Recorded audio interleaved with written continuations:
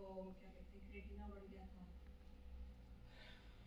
अभी क्रेटिन तो अभी बढ़ा हुआ है। बढ़ा है तेरा खूब पानी पियो, खूब नमक खा, तेजी से मीठा वहाँ पे खा। किया होगा।